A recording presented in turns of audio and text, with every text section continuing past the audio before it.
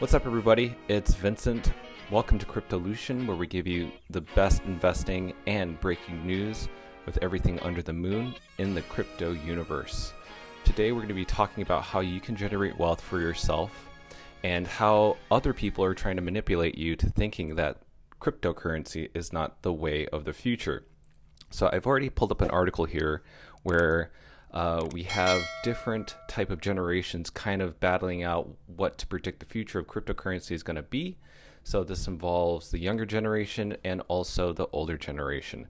So, articles like this, say for instance, Bill Gates is a great place to start. And he was asked, what are his thoughts on Bitcoin? And so one of the things that he's best known for, he's the co-founder of Microsoft. He's a billionaire.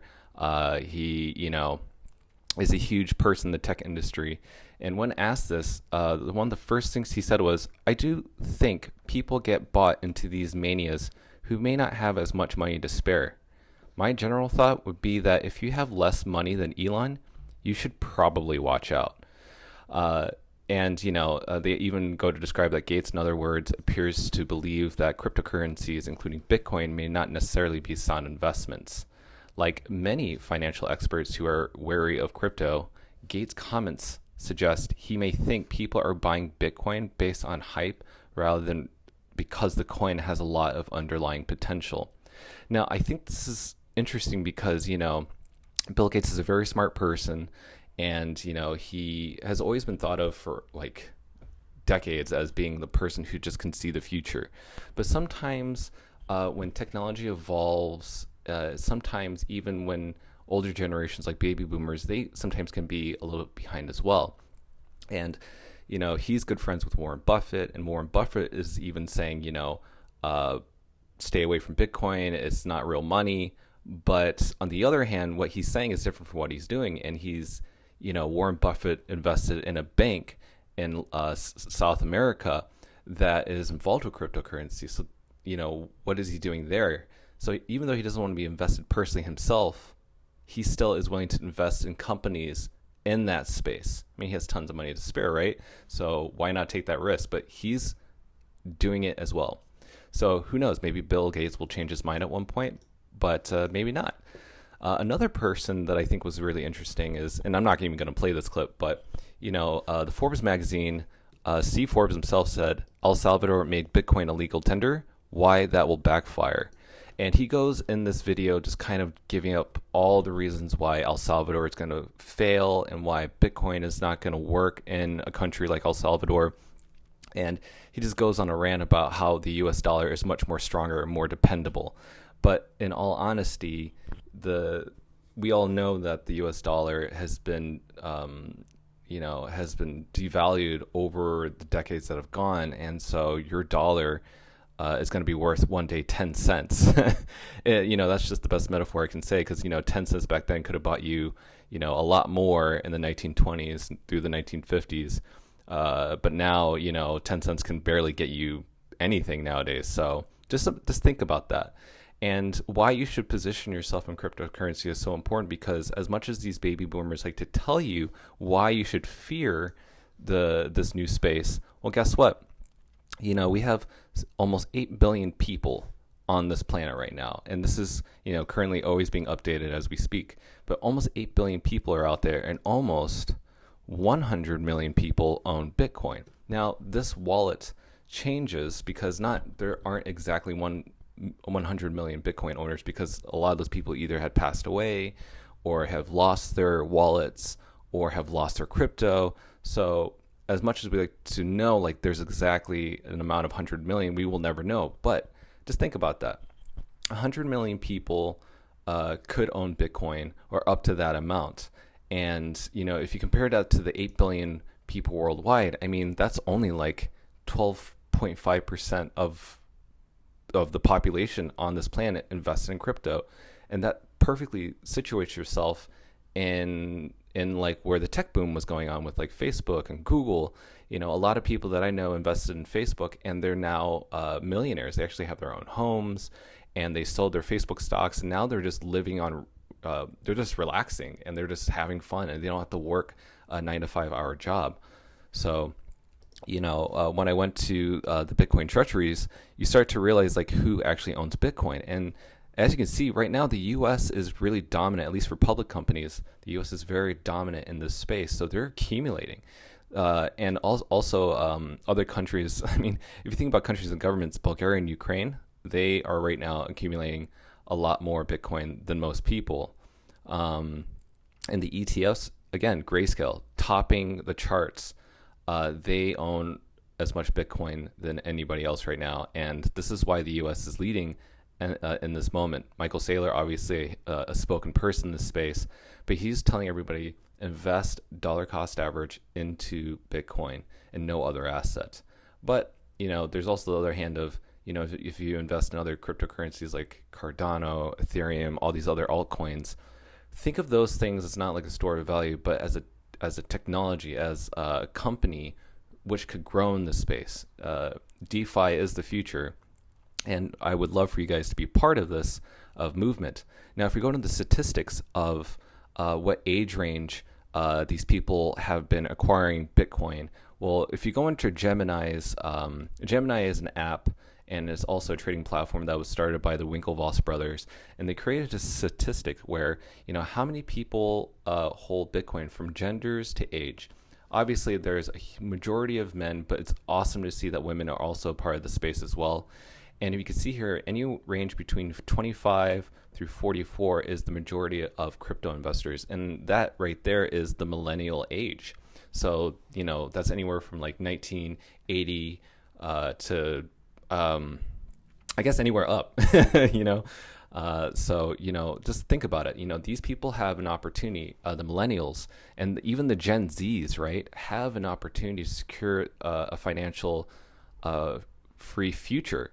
And this is your opportunity to invest in things and be a part of that same story where you can live in financial wealth and financial freedom, go to Disneyland or, just travel the world and still have tons of money to relax and have a home and just live in happiness.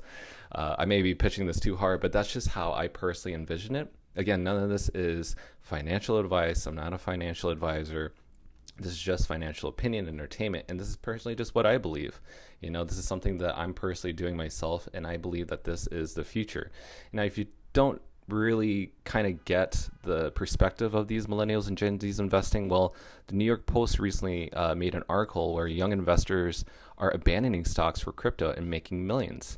If you think about it, stocks are kind of what baby boomers were kind of developing back then, and now crypto is now our time to invest in a new type of technology. So Gen Z and millennial investors are flocking to buy shares of the crypto coins such as Bitcoin and Ethereum with the hopes of winning big. And the majority are under 35, and they are overwhelmingly male, which is true. But, women are so much more welcome to the space. And in fact, their opinions matter so much because they see things that we don't.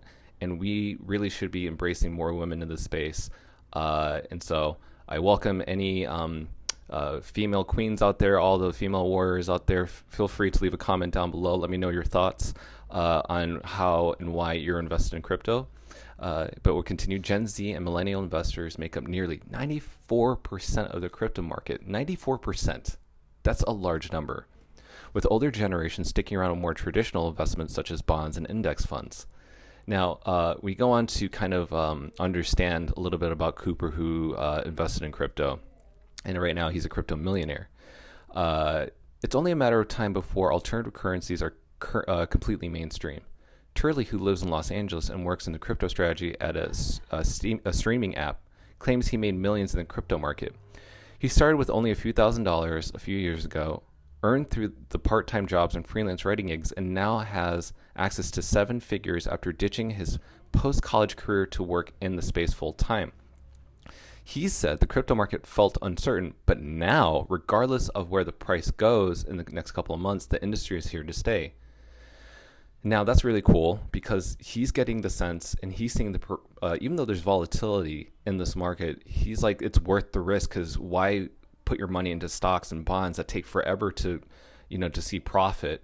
Might as well deal with that volatility right now and secure a financial future. So this says the future of Apples and Googles of the world are going to be crypto based. with young leaders spearheading new ways to reach potential customers. And it's so true. Here's another investor as well. So yes, you got to think about it like this. These two young investors are in it for the long run. They're holding and accumulating. They're not selling anytime soon because they know that this is a promised future for them. And this is why I think you guys, I'm not trying to just accuse baby boomers of just being in stocks, because I know plenty of baby boomers who are open-minded and are in the space to invest in cryptocurrency because they are progressive. They think about the future and they're not thinking about what's just safe and secure, because a lot of these people, they live in this fear bubble. They don't like taking the risk on things that they don't know. And you could even see here that, the fear and greed index is still at 28 in the Bitcoin market. In the crypto market and Bitcoin market. So, with the volatility, people are now should I buy or whatnot? But when there's fear, this is where you get greedy, right? And so you want to be in the space where, okay, you see this is where you buy. If you're over here in the space and the greed and it goes to green, you should probably not buy. You should probably just wait for the dip and, never buy at a high top, never buy at all-time highs. So, you are perfectly situated to be investing in cryptocurrency, investing in the new technologies, investing in the DeFi space. Top coins I totally recommend are obviously Bitcoin.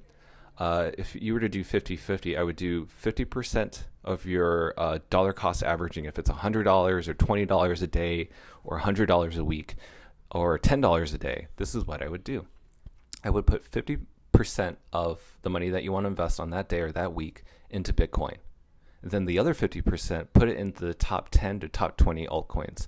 And those altcoins that I think you should invest in are, say, for instance, Cardano, Polkadot, Solana, VeChain. Those are, Chainlink as well. I love Chainlink. Chainlink is definitely one of the most crazy oracles that I think is definitely going to be here for the long term. But those are the coins that I'm personally feeling very bullish on, and it's definitely a great time to be dollar cost averaging and putting your money in.